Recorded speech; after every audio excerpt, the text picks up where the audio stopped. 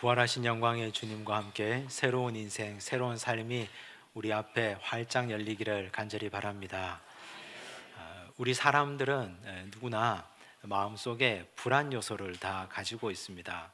저마다 크고 작은 불안들을 가지고 폭탄처럼 가슴에 품어 안고 살고 있습니다. 어떤 사람은 불안을 잘 관리하기도 하고 어떤 사람은 불안을 잘 다스리지 못해서 자기의 내적 두려움에 빠지고 현실을 회피하고 도피하고 자기만의 감옥에 사로잡혀 평생 한 발짝도 그 속에서 나오지 못하는 사람도 있습니다. 어떤 학자들은 말하기를 인간은 불안하기 때문에 지금의 과학 문명을 만들었다 이렇게 말하기도 합니다. 그 말이 틀리지도 않는 것이 그 옛날 한번 상상해 보면 아주 무시무시한 동물들 그 앞에서 연약한 인간이 어떻게 견디고 어떻게 싸우고 어떻게 이겼겠습니까? 덩치 큰 매머드에 맞서서 어떻게 사람이 1대1로 붙어서 이길 수 있겠습니까? 불안하기 때문에 저 짐승에게 밟혀 죽을까봐 잡아먹힐까봐 불안하기 때문에 서로 협력하기 시작했고 지혜를 모으기 시작했고 그래서 사람들은 함께 모여 매머드도 사냥하게 되었습니다. 너무 추웠기 때문에 추위에 얼어 죽을까봐 땅이라도 파서 그 속에 들어가서 거적대기라도 덮고 있는 그런 삶을 살았기 때문에 집이 발전하게 되었습니다. 지금 우리가 살아가고 있는 모든 문명은 인간이 만들어낸 불안의 긍정적인 산물이다 이렇게 말하는 것도 과언이 아닐 것입니다. 그렇다면 21세기를 살아가는 오늘 우리는 수많은 과학 문명의 발전을 혜택을 보고 있습니다. 그럼 지금 우리는 모든 불안이 해소된 상태를 살고 있는가? 한번 질문해 보면 그렇지도 않습니다. 그럼에도 불구하고 우리는 계속해서 불안한 상태를 살고 있습니다. 2013년 통계에 의하면 점술 산업에 사람들이 쓴 돈이 약 3조 5천억 정도가 된다고 합니다. 2017년 기준으로는 약 4조 6천억 정도가 된다고 합니다. 우리나라 전체 예산의 약 1%가 조금 넘는 규모입니다. 현재 점술 산업에 종사하고 있는 사람은 약 60만 명 정도가 됩니다. 어마어마한 규모가 아닐 수 없습니다. 왜 이런 일이 벌어질까요? 왜 이런 대명천지에 사람들이 점집을 찾아다니고 자신의 미래에 대해서 알고 싶어 하겠습니까? 불안하기 때문입니다. 불안하니까 두려워지고 두려우니까 현실을 도피하고 싶은 것이 오늘 우리 주변에 살고 있는 많은 사람들의 삶의 모습입니다. 오늘 우리가 읽은 이 본문에 역시 불안해서 문을 닫고 떨고 있는 사람들이 등장합니다. 예수님의 제자들입니다. 19절 말씀입니다. 제가 읽겠습니다. 이날 곧 안식 후 첫날 저녁 때에 제자들이 유대인들을 두려워하여 모인 곳의 문들을 닫았더니 제자들은 모여 있으면서 유대인들을 두려워해서 자기들이 모인 곳의 문들을 꼭꼭 닫아두었습니다. 아마 문만 닫아둔 것이 아니고 빛이 밖으로 나가지 못하도록 빛까지 다 차단해 놓고 깜깜하게 만들어 두고 있었을 것입니다. 왜 그랬을까요? 예수님 때문에 그랬습니다. 예수님께서 십자가에서 처형당했기 때문에 그랬습니다. 예수님의 십자가 형벌이 바로 정치범이었고 정치적 형벌로 주님은 사형당했기 때문입니다. 빌라도가 예수님께 물었지 않습니까? 네가 유대인의 왕이냐? 예수님은 대답했습니다. 네가 말하는 것이 옳도다. 주께서 유대인의 왕이라고 시인해버렸기 때문에 그때부터 예수님은 로마의 반역자가 되고 말았습니다. 로마를 향하여 반역을 한 일이 없음에도 불구하고 이것으로 그를 정치범으로 몰아서 예수를 십자가에 못 박았습니다. 그러므로 예수가 십자가에 못 박힌 이후로 예수를 따르는 제자들도 당연히 체포당하면 그 길을 걸어갈 수밖에 없습니다. 이것이 두려웠던 것입니다. 유대인들이 두려워서 그들은 꼭꼭 숨어 있었습니다. 문을 닫고 빛이 새나가지 않게 너무너무 두려워하며 그날 밤을 지내고 있었습니다. 비단 이 제자들뿐만 아니라 오늘 우리도 어떤 것 때문에 두려워서 문을 닫고 살지는 않으십니까? 우리가 오늘 두 발로 걸어서 이 자리에 나왔습니다. 내 의지로 하나님의 교회에 나왔습니다. 그런데 우리 몸은 내 의지적으로 움직여서 나왔지만 사방이 꽉 막혀서 어찌할 수 없는 사방의 한계 때문에 우리는 굳게 닫힌 문 속에 살고 있는 사람도 많이 있습니다. 경제적인 이유 때문에 사람을 만나기가 두렵고, 관계적인 문제에 실패해서 이제는 더 이상 내가 마음을 주지 않겠다, 이제는 내가 더 이상 마음을 열지 않겠다 결심하고 다짐하고 마음의 빗장을 온전히 걸어 잠그고 사는 사람들도 아마 이곳에 있을지도 모르겠습니다. 여러 가지 문제 때문에 이제는 외부와의 모든 소통을 다 단절하고 사는 사람들, 오늘 우리 주변에 얼마든지 볼 수 있는 사람들입니다. 문제는 그렇게 외부와의 소통을 다 단절하고 있는 분들은 자기 스스로는 제 발로는 그 문을 나설 수가 없습니다. 사람들은 하기 좋은 말로 문제는 너한테 있는 거야, 네가 일어나서 발을 내딛고 문을 열고 세상 속으로 나오면 된다 라고 말합니다. 하지만 말처럼 쉽지 않습니다. 그 상황을 겪어보면 두려움 때문에, 불안 때문에 나갔다가 당장 죽을 것 같은데 어떻게 나갑니까? 나갈 수가 없습니다. 속 모르는 소리 한다고 생각만 할 뿐 밖으로 발걸음을 내디딜 수가 없습니다. 예수님도 제자들의 이런 상태를 잘 알고 계셨습니다. 그래서 주께서 직접 찾아오셨습니다. 제자들이 나올 수 없으니 주님이 찾아오는 수밖에 없었습니다. 오늘 말씀 19절 함께 읽겠습니다. 이날 곧 안식 후 첫날 저녁 때에 제자들이 유대인들을 두려워하여 모인 곳에 문들을 닫았더니 예수께서 오사 가운데 서서 이르시되 너희에게 평강이 있을지어다. 예수님께서 오셔서 하셨던 첫 번째 일성이 너희에게 평강이 있을지어다 라고 말씀하셨습니다. 제자들은 두 가지 측면에서 깜짝 놀랐을 것입니다. 만약 우리가 그 현장에 있어도 우리도 아마 크게 놀랐을 것입니다. 왜냐하면 문들을 닫았기 때문입니다. 아무도 들어오거나 나갈 수 없도록 문을 꼭꼭 닫았는데 예수님께서 어느 틈엔가 자기들 앞에 서 있습니다. 얼마나 놀랐겠습니까? 그런데 두 번째 놀란 것은 주께서 하신 말씀이 평강을 선포하셨기 때문입니다.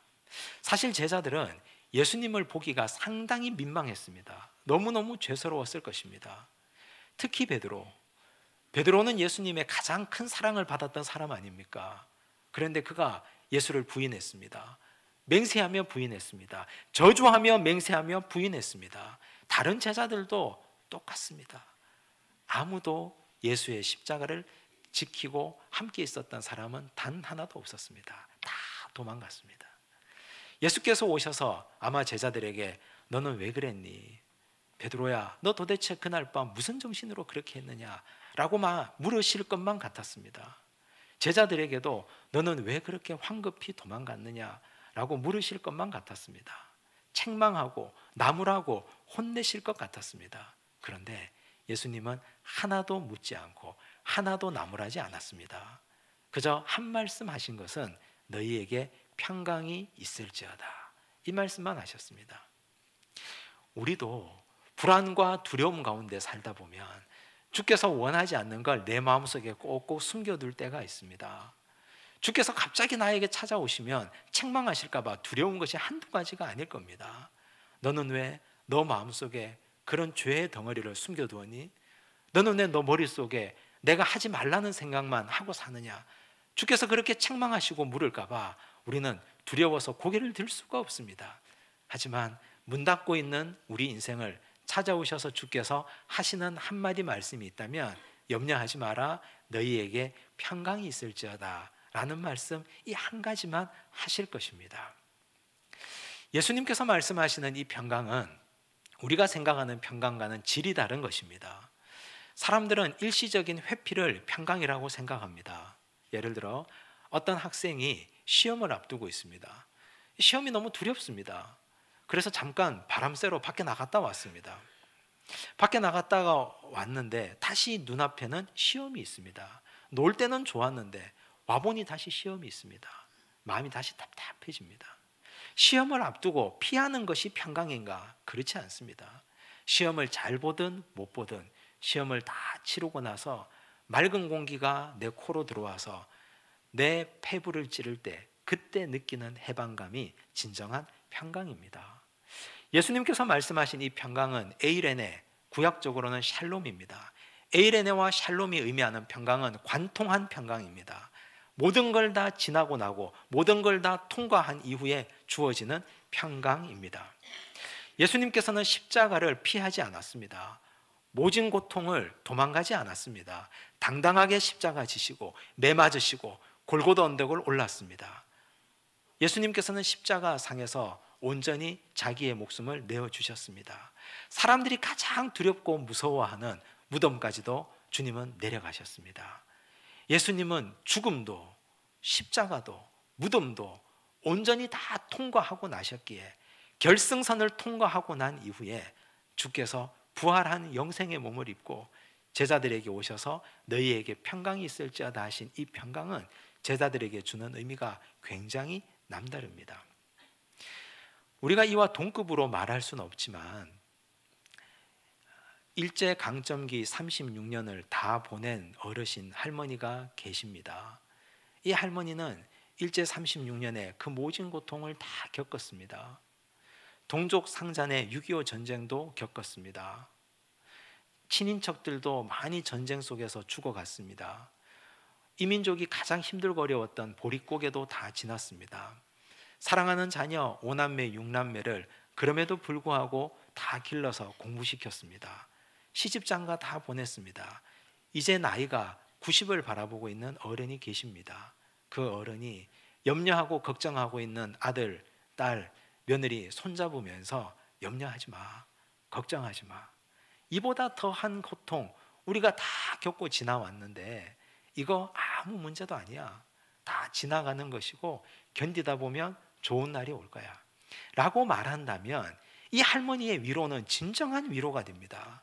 왜냐하면 그분의 딱딱해진 손, 그 손은 고난을 통과한 샬롬의 손이기 때문입니다.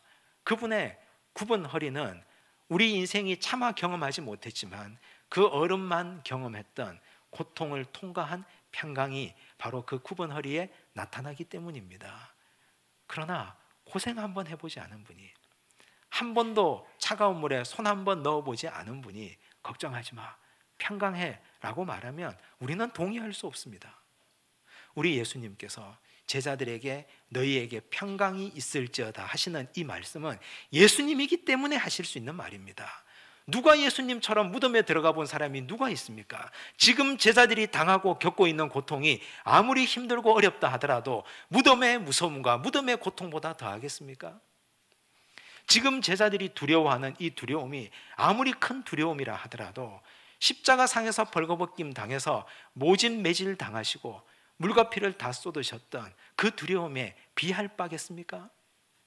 우리 주님은 십자가의 고통과 무덤의 두려움을 다 겪고 나셨기 때문에 걱정하지 마, 너희에게 평강이 있을지어다 하시는 것입니다. 제자들에게 말씀하십니다. 이제 이 문 활짝 열고 함께 가자. 내가 너희와 함께 있을 테니 무덤 끝까지도 내가 너희와 함께 가고 아무리 두렵고 아무리 어려운 일이 있어도 내가 너의 손 놓지 않을 테니 너희에게 평강이 있을지어다. 그렇게 죽을 얼굴 하지 말고 어깨를 펴고 힘을 내고 나와 함께 세상 한가운데로 내려가자. 우리 주께서 제자들을 초대하셨습니다. 그러므로 부활은 우리 주님께서 평강으로 우리를 초대하시는 날입니다. 우리가 어떤 고통 가운데, 우리가 어떤 자기 감옥에 갇혀있다 할지라도 주님께서 스스로 찾아올 수 없는, 스스로 박차고 나올 수 없는 우리를 찾아오셔서 말씀하십니다. 너희에게 평강이 있을지어다. 우리를 세상 한가운데로 초대하시는 주님의 귀한 초대를 받아들이시기를 간절히 바랍니다. 주님께서 평강으로 초대하신 이후에 제자들의 반응을 한번 보시기 바랍니다. 20절입니다. 함께 읽겠습니다. 이 말씀을 하시고 손과 옆구리를 보이시니 제자들이 주를 보고 기뻐하더라. 제자들이 어리둥절해 있습니다. 평강을 말씀하시는데 머릿속은 복잡해졌습니다. 민망해서 낯을 들 수 없고 정말 이분이 우리 주님이 맞나 그렇지 않나 두렵습니다. 그때 주님이 손을 들어 보여주십니다. 이 손을 봐. 이 손에 못자국이 있잖아. 옆구리를 보여주십니다. 이 허리에 창이 들어갔다가 나온 자국이 있습니다. 제자들이 그 모습을 보고 기뻐했습니다. 뛸 듯이 기뻐하고 행복하고 즐거워했다는 말입니다. 이상하지 않습니까? 인간의 도리로라도 주님, 주께서 십자가에 못 박힐 때 곁을 지키지 못해서 미안합니다. 주님 허리에 창이 들어갈 때 제가 살겠다고 도망가서 죄송합니다. 엎드려 통곡하고 미안하다 해도 모자랄 판에 기뻐하고 날뛰고 있다니요. 그런데 이것이 너무 자연스러워 보입니다.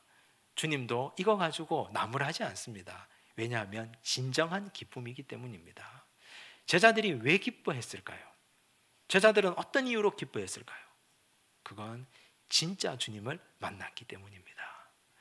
우리 예수님의 손에 못자국이 있어야 그분이 진짜 주님입니다. 우리 주님의 옆구리에 창이 들어갔다가 나온 자국이 있어야 그분이 진짜 주님입니다. 만약 생각해 보십시오. 예수님의 손에 못자국도 하나 없고 예수님 허리에 창에 찔린 자국도 하나도 없다면 그러면 그 주님은 유령입니다. 진짜 주님이 아닙니다. 제자들은 아마 낯설었을 것입니다. 유령인지 사람인지 혼돈스러웠을 것입니다. 그러나 손을 보고 옆구리를 보니 이분이 진짜 주님이 맞습니다. 그래서 그들은 기뻐한 것입니다. 또 제자들은 왜 기뻐했습니까? 예수님은 손과 허리에 상처를 입었지만 제자들은 말할 수 없는 마음속 깊은 곳에 상처를 가지고 사는 사람들이었습니다. 모두가 가난한 사람들 아닙니까? 어렸을 때부터 가난하다고 무시당하고 모두 다 못 배운 사람들 아닙니까? 어렸을 때부터 못 배웠다고 사람들에게 괄시당하고 그렇게 살아왔던 상처들을 다 마음속에 가지고 살아가는 제자들입니다. 스승을 지키지 못했다는 자괴감, 그 자괴감 속에 빠져 살아가는 제자들입니다. 그들이 가지고 있는 내적 상처가 너무 큰데 그런데 주님도 나와 같은 상처를 가지고 있다니, 우리 주님도 이 두 손에 상처가 있고 우리 주님도 옆구리에 상처가 있다니, 그런데 이 상처 그대로 가지고 주님이 부활의 영광에 오르셨다니 나도 오를 수 있겠구나. 나는 상처 때문에 안 된다고 생각했는데 나는 예수님 팔아먹고 도망가서 마음에 큰 짐을 가지고 나는 이제 구제불능이라고 생각했는데 그런데 알고 보니 주님도 상처가 있습니다. 예수님도 이 상처 그대로 가지고 부활의 영광에 들어가셨습니다. 그러니 나도 이 상처 그대로 가지고 부활의 영광에 갈 수 있겠구나. 그들은 그렇게 생각했습니다. 우리는 어떤 상처를 가지고 계십니까? 사람들에게 보여주기 싫고 사람들에게 드러내기 싫고 알면 너무 부끄러울 것 같은 많은 상처들을 가지고 있지 않습니까? 주님 앞에 나올 때도 꼭꼭 숨기고 꽁꽁 싸매고 나오지 않습니까? 하지만 그 상처 때문에 우리 주님께서는 부활의 영광으로 우리를 초대하신 것입니다. 우리 예수님의 십자가에 손에 상처가 없었더라면, 우리 예수님의 옆구리에 상처가 없었더라면 주님이 어떻게 부활의 영광에 이를 수 있었겠습니까? 상처받은 사람만이 상처 입은 사람을 위로할 수 있습니다. 큰 상처가 있는 사람만이 부활의 영광에 참여하고 동참할 수 있습니다. 1805년에 안델센이 덴마크에서 태어났습니다.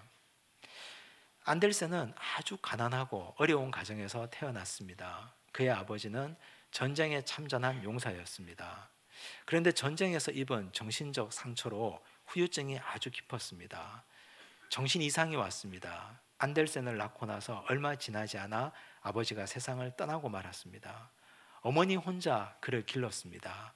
너무너무 열심히 길렀지만 어머니 혼자의 힘으로는 역부족이었습니다. 남의 집 살이도 하고 날품팔이도 하며 아들을 길렀습니다. 아들의 꿈은 아주 훌륭한 배우가 되는 것이었습니다. 내가 배우가 되어서 출세해서 우리 어머니를 행복하게 해드려야지, 그런 큰 꿈을, 부푼 꿈을 가지고 있었습니다. 하지만 어머니가 벌어다 주는 것으로는, 그 가정의 경제력으로는 좋은 학교에 들어갈 수가 없었습니다. 그가 다닌 학교 수준, 그가 가진 재능으로는 좋은 극장에 취직할 수가 없었습니다. 너는 노래도 안 되고 춤도 안 된다, 이 말을 수백 번 들어야 했습니다.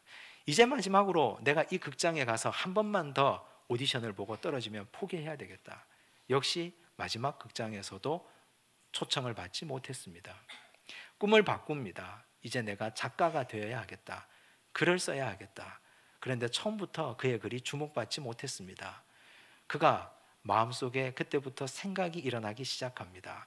내가 받은 상처를 글로 쓰면 어떨까? 그는 가난했기 때문에 성냥팔이 소녀를 쓸 수 있었습니다. 뼈에 사무치는 가난 때문에 그가 쓴 성냥팔이 소녀는 많은 사람들의 심금을 울렸습니다. 그는 많은 사람들에게 놀림을 받았습니다. 그걸 지금 노래라고 하는 거냐고, 지금 그걸 춤이라고 추는 거냐고.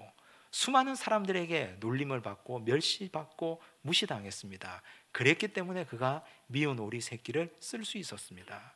훗날 자기 인생을 회고하며 고백할 때 나의 가난이 성냥팔이 소녀를 탄생시켰고 내가 사람들에게 멸시 무시받은 것이 미운 오리 새끼를 만들었다.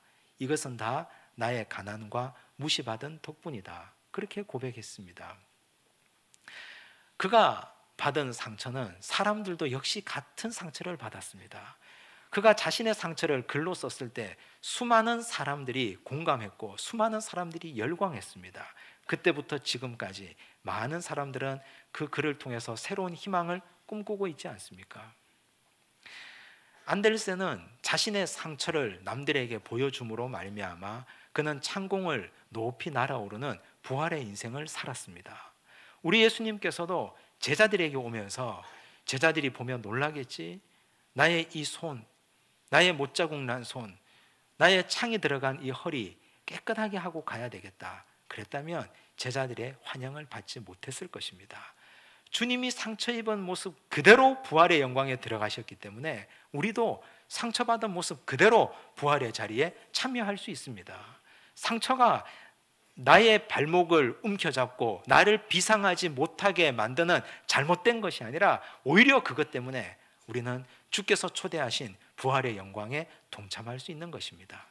그러므로 부활주일은 주께서 우리를, 상처받은 우리를 초대하시는 아름다운 자리인 줄로 믿습니다. 부디 우리에게 어떤 아픔, 어떤 상처가 있다 할지라도 숨기지 마시고 주께서도 그 상처 받으셨으니 우리도 그거 내놓으시고 주와 함께 창공을 높이 나르는 부활의 인생을 살기를 간절히 바랍니다. 주님께서 제자들이 기뻐하시는 모습을 보고 이제 되었다 생각하시고 사명을 주십니다. 21절과 22절입니다. 함께 읽습니다. 예수께서 또 이르시되 너희에게 평강이 있을지어다. 아버지께서 나를 보내신 것 같이 나도 너희를 보내노라. 이 말씀을 하시고 그들을 향하사 숨을 내쉬며 이르시되 성령을 받으라. 예수님께서는 제자들에게 이제 문을 열고 나도 너희를 보내겠다 말씀하셨습니다. 하지만 주님은 그렇게 무책임하게 아무런 것도 손에 들려주지 않고 보내는 분이 아닙니다. 주님이 제자들에게 손에 들려준 것은 성령이었습니다. 예수께서 이 땅에 오셔서 원래 성령을 약속하셨습니다. 요한복음 14장 16절에 보면 우리 예수님께서 보혜사 성령을 약속하셨습니다. 함께 읽겠습니다. 내가 아버지께 구하겠으니 그가 또 다른 보혜사를 너희에게 주사 영원토록 너희와 함께 있게 하리니. 예수께서 약속하셨습니다. 영원토록 너희와 함께 있게 하겠다. 나는 곧 승천하지만 성령께서 너희와 함께 머물러서 세상 가운데 두려움 없이 살게 해주겠다. 너희들이 지금 나를 만난 이 기쁨 가지고 영원토록 세상 가운데서 기뻐하며 살게 해주겠다. 너희들이 불안과 두려움의 감옥에 갇혀있지 않도록 내가 너를 돕겠다 약속하셨습니다. 실제로 그런 일이 일어났지 않습니까? 겁쟁이 베드로가 성령 받고 나서 수많은 사람들에게 그리스도를 전하는 놀라운 역사가 일어났습니다. 우리가 여기서 깨달을 수 있는 것은 성령은 어떤 특별한 사람에게 주어지는 특별한 선물이 아니라는 것입니다. 두려워하는 자에게, 숨어있는 자에게, 문을 꼭꼭 걸어 잠그고 있는 자에게 부활하신 주님께서 오셔서 주셨던 선물, 이제 이 선물 받고 세상 가운데로 나가서 용기 내어 살아라. 하나님이 함께 하겠다는 확증의 표시입니다. 오늘 우리가 이 부활의 영광에 참여하기 위해서 이 자리에 나오셨는데 이 자리에서도 주님께서 우리 각 사람 심령 가운데 성령을 선물로 주실 줄로 믿습니다. 부활은 주께서 주시는 성령을 선물로 받는 날입니다. 이 성령을 선물로 받아야 두려워서 숨어 있지 않고 두려워서 자기 도피에 빠지지 않고 세상 한가운데로 용기 있게 발걸음 내딛고 살 수 있습니다. 부디 주님 주시는 선물 받아 세상 한가운데로 나아가는 주의 백성 되시기를 바랍니다. 부활주일은 두려워하는 자에게 평강을 주시는 날이고, 부활주일은 상처가 남들이 볼까봐 두려워 싸매고 있는 자에게 주님께서 자신의 상처를 보여주시고 함께 비상하자 초대하는 날이며, 부활주일은 성령을 선물로 주시는 날입니다. 이렇게 복되고 귀한 부활의 아침 우리에게 허락해 주셨으니 우리가 주님 주시는 선물 받아서 이 땅 가운데 승리로 이루어지는 귀한 역사 누리고 사시기를 간절히 바랍니다. 기도하겠습니다. 하나님 아버지, 감사합니다. 하나님께서 두려워서 떨고 있는 우리들에게 예수님을 보내어 주셨습니다. 빛이 새어나갈까 봐 빛까지도 차단하고 있는 우리에게 주님께서 친히 찾아오셨습니다. 따지지 않으시고 혼내지 않으시고 너희에게 평강이 있을지어다 말씀하셨습니다. 그 평강은 주님이 직접 고난을 겪으신 이후에 주시는 평강이라 우리에게 큰 위로가 되는 평강입니다. 우리는 상처가 부끄러워서 싸매고 있었는데 주님은 자신의 상처를 싸매지 않으시고 보여주셨습니다. 나는 이 상처 가지고 부활의 영광에 들었으니 너희도 상처 가지고 그대로 부활의 영광에 함께 나아가자 초대하셨습니다. 하나님, 이제 우리가 상처를 부끄러워하지 않겠습니다. 지금까지 남들이 알까봐 두려워했던 것 감추지 않겠습니다. 하나님께 감추지 않으며 주님 앞에 내어놓고 이제 그 상처 그대로 드러내며 부활의 영광에 참여하게 하여 주시옵소서. 두려워 떠는 자들에게 성령을 주셨습니다. 주님, 우리가 세상 가운데로 나아가기가 두렵습니다. 사람을 만나기가 겁이 납니다. 그럼에도 불구하고 주께서 성령 주셨사오니 주신 성령 힘입어서 세상 가운데 힘차게 살게 하여 주시옵소서. 모든 말씀 예수님 이름으로 기도드리옵나이다. 아멘.